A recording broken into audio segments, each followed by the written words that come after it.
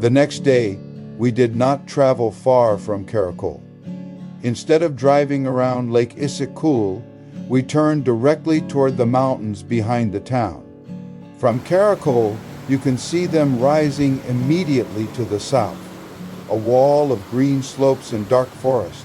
Unlike the open pastures of the previous day, this valley felt cooler and more enclosed. We were entering the Karakol Valley. A single road follows the Karakol River upstream. The water was fast and pale, colored by glacial sediment carried down from high snowfields above. Even in summer, the river runs cold, fed by melting ice from peaks hidden deeper in the Tian Shan. Very quickly, the town disappeared behind us. The fields ended, the air cooled, and tall spruce trees surrounded the road. These forests are part of the high-altitude belt of the Tian Shan Mountains. Many visitors imagine Central Asia as dry steppe or desert, but eastern Kyrgyzstan is different. Moisture from mountain weather systems feeds dense conifer forests similar to those found in the Alps. The road climbed gently along the river. There were no large villages here, only occasional campsites, hikers, and grazing animals. Cows and horses moved quietly between clearings. The mountains rose higher with every kilometer. This valley is well known to trekkers. From here, trails continue deeper into the mountains toward alpine lakes and high passes.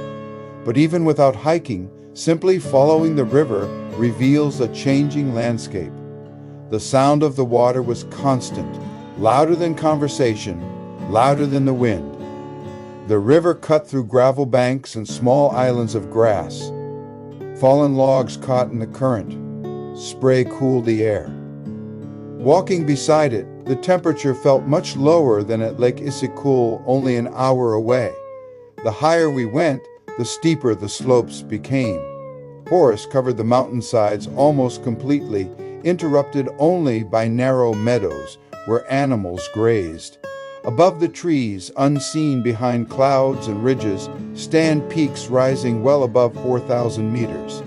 This is the inner Tian Shan, a mountain system stretching across much of Central Asia. Historically, routes through these valleys connected traders, hunters, and seasonal herders.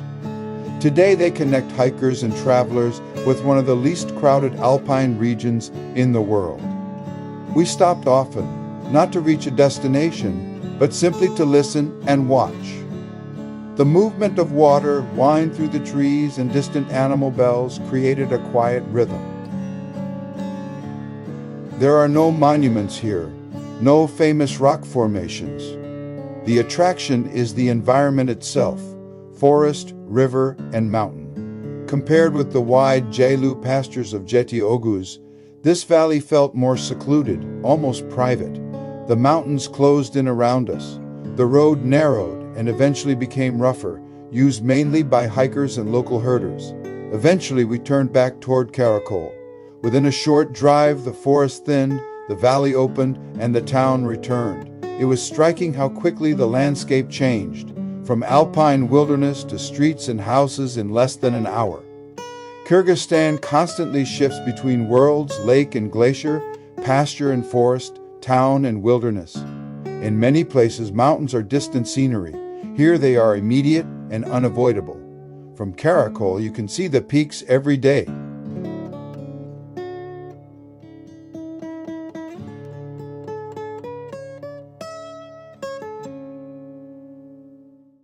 If you would like to know more about my experience over the past 5 decades, learning and using more than 30 languages around the globe, with adventures in 101 countries so far, then please visit my website, polyglotdreams.com. There you will find my memoir, A Life in 30 Languages, translated in various languages and integrated with audio and dual readers to offer a great way to improve your target languages.